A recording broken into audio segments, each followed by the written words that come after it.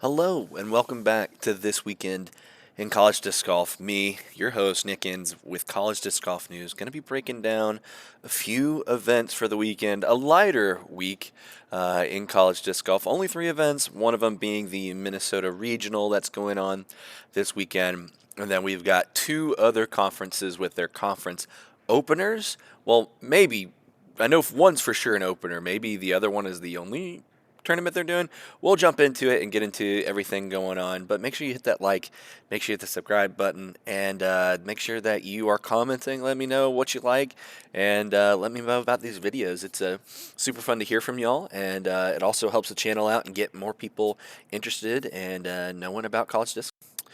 Yeah, so if you're watching on YouTube, you are currently seeing the beautiful Kaposia Park in Minnesota, St. Paul that is, and it is a super fun layout. The first kind of 3 or 4 holes are kind of on this open layout where there's some guarded greens, there is a little bit of tricky woods.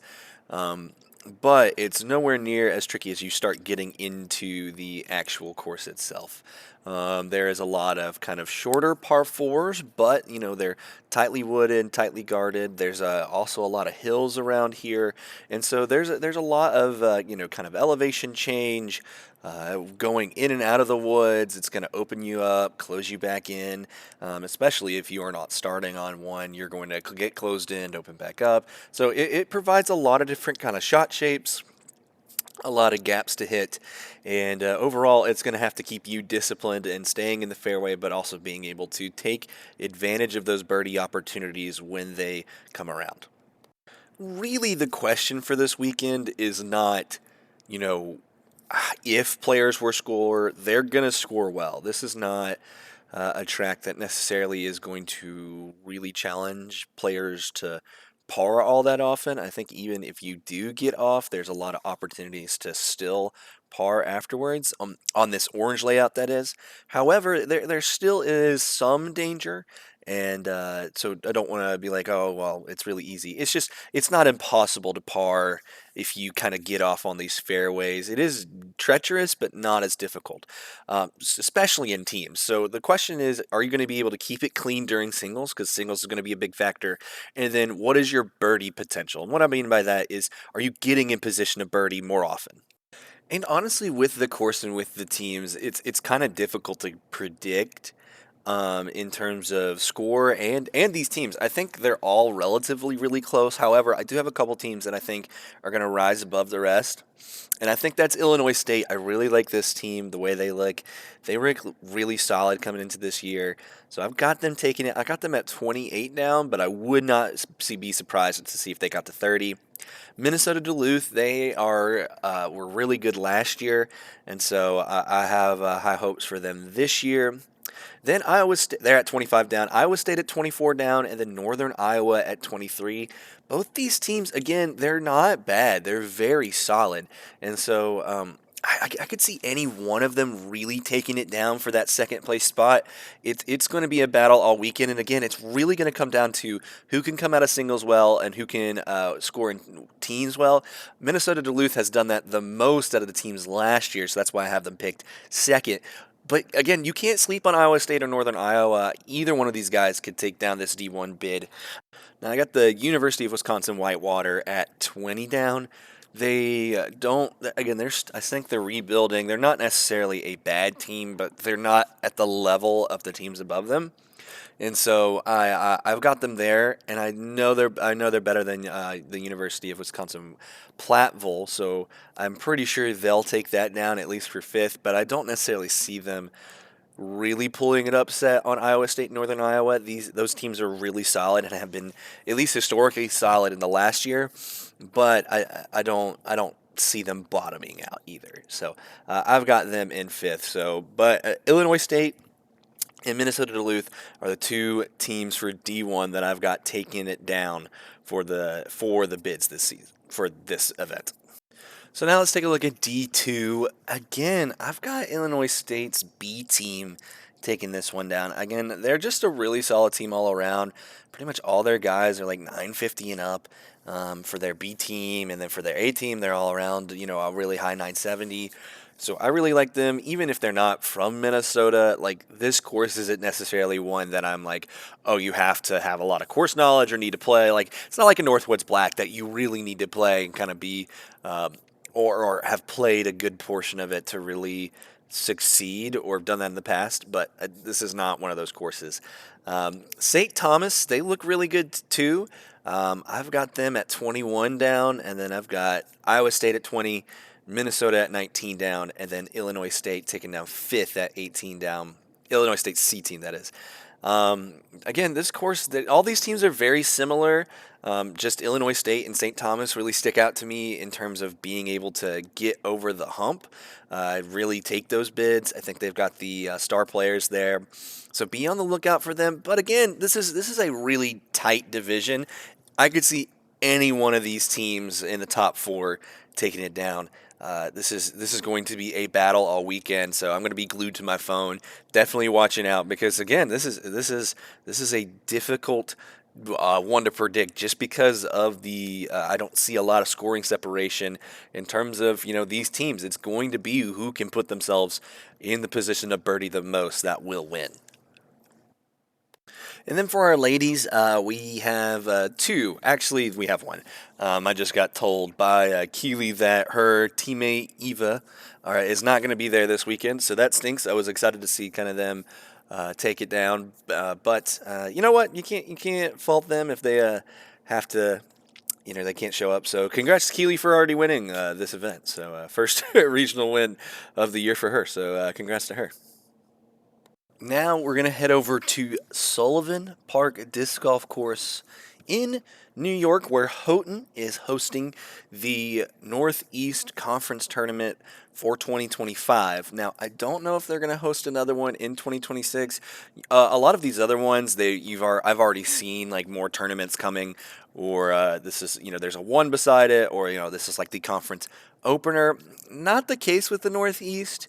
This is a smaller division. I think there's like six teams that I've seen actively, and there's a few that are listed, but they've not really played or ever seen in college disc golf. And so this might be their only conference event for the year, especially if they're so far northeast. They might have this one and then their regional, and that might be it for the teams this year. I don't know if a lot of them are getting outside of that, other than the ones that usually travel, which is Houghton and Redeemer. But we will see. We will see. Excited to see how this all plays out. But I hope they play more, especially after talking with a lot of the college disc golf people. What they're kind of looking for, especially for rankings and stuff, is that playing a lot in college disc golf events is really valuable. And so if you're out there playing, you have a lot more likelihood of being ranked. But at the end of the day, you can't control if people are setting up events or not. But all that to say, let's go ahead and jump into Sullivan Park. Now, as you can tell, it is a mix, kind of like Kaposia. It's got some elevation, it's got wood, tight lines, and also like this open, kind of longer par four. And so it is a fun track in this park. And so it's going to, again, ask the players to throw technical shots. I think probably if I had to choose which of the courses is more difficult between Kaposia and Sullivan, I'd say Kaposia is probably a little bit more difficult. I think this one is probably a little easier. The lines are not as bad to hit. Not to say there aren't, difficult lines. They're just not as difficult as the lines that you're being asked to hit at Kaposia. Still, there's still going to be a lot of opportunity to birdie. I think, a guy for this weekend could probably hit 10 down in singles. I could see them hitting, double digits very easily in doubles. And so it's going to be which team, again, has kind of a lot of guys who can put themselves in position, have the distance to birdie at Sullivan Park. I like WPI to take this down. This is Worcester Polytechnic Institute. They've got some really solid guys on their team. Definitely be on the lookout for Duncan Farquharson. I think he is going to lead this team to a pretty solid win this weekend. Also look out for Blake Berkey. He's 970 rated. I think both these guys can put themselves in the right position to win this weekend. But, don't be on the lookout for Redeemer too. Kalen Schatt, who came in third place last year in D1 for College Disc Golf Nationals. So they have some solid guys on their team too. So you can't really sleep on the Redeemer. I like both these guys, first and second. Then I got Houghton 15 down, I think, with the home. Knowing the course better, being able to host, I've liked them at 15 down. Then I got Rochester at 13 down, and then Buffalo at 11 down. I mean, even with some of these top end guys at the WPI and Redeemer, I don't know if there's going to be a ton of scoring separation between the bottom and the top, unless some of those guys on the lower end teams in fourth and fifth, like Buffalo, like Rochester, if they don't perform well in singles, they could definitely, hit kind of the lower single digits in singles. But you don't. I don't know for sure. I think all these teams could hit double digits with the guys on their roster, but they just have to perform in singles in a one-day event. And if they don't do that, then you can't really hit double digits like you want to. And on our ladies' side of things, we get to see a full team this weekend from Redeemer. Very excited for them. They played really well last year, and they are led by Leah Dawn, who is a Canadian national champion, I think. She's like really stinking good. She's 823 rated, which for a lady in college disc golf is one of the higher end ladies. Her teammate is Kiara Perrin-Bouchard. They're all from Ontario, so excited to see them coming to America and hopefully playing well this weekend. I think this is a course that is easily attackable for them. But I think Leah's going to take first, then Carolyn Power of Houghton is probably going to take it second, and then Kiara Perrin-Bouchard in third. And now for our last event, it is the South Central Conference, the Texas Conference, basically, playing at the Beast, of course, Brazos East in Waco, hosted by Baylor Disc Golf Club. This is always a fun one. It is a difficult track. In fact, I was originally in my picks, I was thinking, oh yeah, maybe single digits down is probably like where teams are going to get to. Not so historically. In 2 years ago at the Battle of the Beast conference event in 2023, North Texas won with a score of 10 over. 10 over. Now, I will say that with this, their averages were a little all over the place. Reason being is that North Texas had a 858 rated player that shot 20 over, and Texas A&M had a unrated player who also shot around 15, 16 over.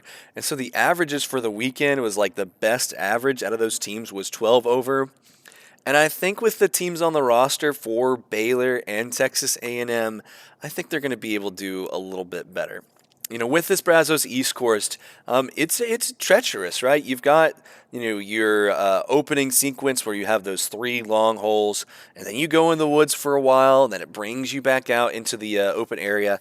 I think the teams at this point, and I hope that they are able to kind of beat the scores from years past a lot better. I think the best teams round was 2 down, which is good. It's solid, but I think these guys with the players they got on their teams, think they can beat 2 down. All of them can probably get maybe 3 or 4 down. And so I've got the scores a little bit higher than in previous years by a good margin. But I think it's because, again, I believe in these teams, and I think they can get to a better score overall. So I've got Texas A&M at 4 over. I think they're the best team that's here this weekend. There's only 3 teams, which is kind of sad because there was like 5 or 6 teams last year. The fact there's only 3 teams this year is pretty disappointing. But I got Texas A&M taken down. I think they're the best team right now in that South Central Conference. Then I've got Baylor at 8 over.